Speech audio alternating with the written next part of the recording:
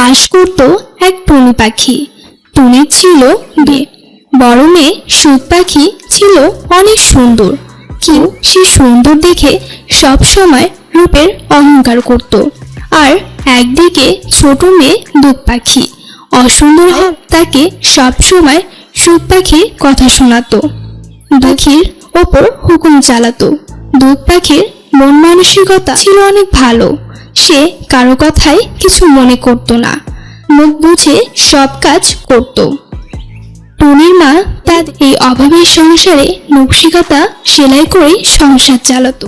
টুনির হাতের কাজ ছিল অনেক সুন্দর। দুধ পাখি তার মায়ের সাথে সেলাই কাজের সাহায্য করত। একদিন মা, এদিকে একটু শুনে যা তো।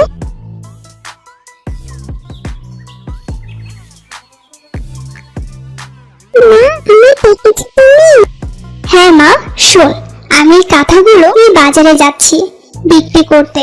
তুই কাঁথার নকশাটা শেষ করে রাখিস। ঠিক আছে মা, তুমি কোনো চিন্তা করো না, আমি নকশাটা সেলাই করে রাখবো। ঠিক আছে, আমি তাহলে যাই। এর টুনি বাজারে যায় নকশিকাঁথাগুলো বিক্রি করতে। দুধ পাখি তারপর নকশিকাঁথা সেলাই করতে শুরু করে।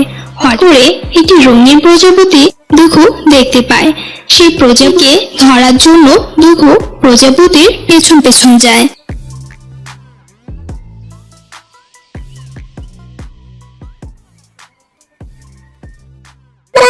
প্রজাপতিটা তো অনেক ঝড়, ওকে যদি ধরতে পারতাম।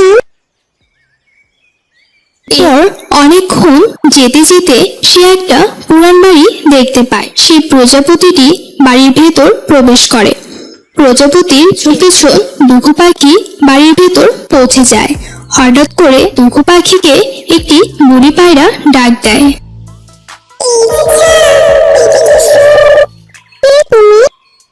তুই আমাকে চিনবি না, কিন্তু আমি তোকে চিনি। এই কি বলছো তুমি? তোমাকে তো আমি কোনোদিন দেখিনি, তুমি আমাকে কিভাবে চেনো? আমি তো সব খবর জানি। তোর মা নকশিকাঁথা সেলাই করে সংসার চালায়, আর তোর বড় বোন শুধু সন্ধ্যায় তার খুব অহংকার, তোকে বাড়ির সব কাজ দেয়। এইসব তুমি কিভাবে জানো? আমি সব জানি। বুড়িমা, তুমি তো সবই জানো। আমার মা অনেক কষ্ট করে সংসার চালায়, আমার বোন স্বভাবটাই পূরণ করতে পারে না। আমি যে মাকে কিভাবে সাহায্য করবো, তুমি কোনো একটা উপায় বলে দাও না, তাহলে আমার উপকার হোক। শোন বাছা, আমি তোর একটা সাহায্য করতে পারি। এই সাহায্য বুড়িমা? শোন, আমার বাড়ির পেছনে সেখানে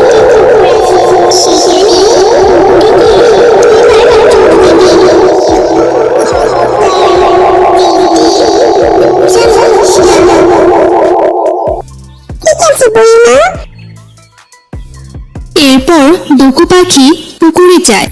একবার ডুব দেওয়ার পর দুঘু পাখি দেখে সে অনেক সুন্দর হয়ে গেছে। দুঘু পুকুরের পানিতে তার নিজের চেহারা দেখে বলে, আমার চেহারা এত সুন্দর হলো কিভাবে? এই নিশ্চয়ই কোনো জাদু পুকুর। কিন্তু বুড়িমা তো বলেছে দুটো ডুব দিতে, তাহলে আমি আরো একটু ডুব দিই। এই কথা বলে দুঘু পাখি আরেকটি ডুব দিল। ডুব দেওয়ার পর সে কলস ভর্তি সোনার মোহর পেল। এরপর সে বুড়ি মার কাছে যায়।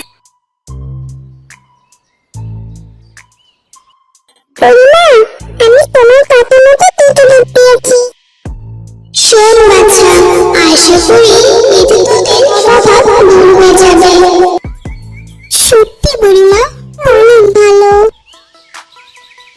এরপর দুঘু দিকে রওনা দেয়।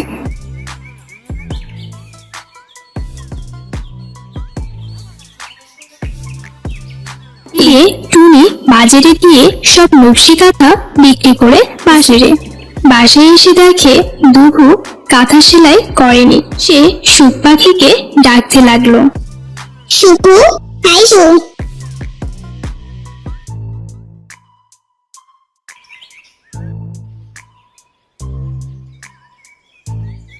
হয়েছে, এভাবে ডাকছো কেন? আমি বলেছিলাম নকশি কাঁথা সেলাই করতে, সে সেলাই না করে কোথায় গেছে? তা আমি কিভাবে বলবো টুকু কোথায় গেছে? এমনকি দিয়ে কোনো কাজই ঠিক মতো হয় না, আরো ওর উপর দায়িত্ব দিয়ে যাও। এরপর সুখু দুখুর নামে অনেক কথা বলছিল। ঠিক সেই সময় দুখু সেখানে আসে আর টুনিকে বলে, মা, তুমি কোথায় মা? টুনি আশ্চর্য হয়ে বলল, কি মা তুমি? আমি মা বলে ডাকছো? মা, তুমি আমায় চিনতে পারছো না? আমি তোমার দুখু। এরপর সুখু বলে উঠল, এই মেয়ে, তুমি এসব কি বলছো? দুখু তো দেখতে অসুন্দর, তুমি তো দেখতে অনেক সুন্দর। তুমি আমাদের সাথে মজা করছো? না সুখু, আমি তোমার সাথে মজা করছি না, আমি সত্যি বলছি। এরপর দুখু সব কথা খুলে বলল। সব কথা শোনার পর তাদের বিশ্বাস হয় এটা দুখু। দুখু তার বোনকে বলে, সুন্দর, এখানে অনেক সোনার মোহর আছে, এখন তুই তোর সব ইচ্ছে করতে পারবি। তুই কিভাবে ভাবলি তোর সাহায্য আমি করবো? আমিও এখনই যাচ্ছি। এই বলে সুখু নকশি কাঁথা সেলাই করতে বসে গেল। কিছুক্ষণ পর সেই প্রজাপতিটা আবার সেখানে আসে। সুখু সেই প্রজাপতির পেছন পেছন যায়।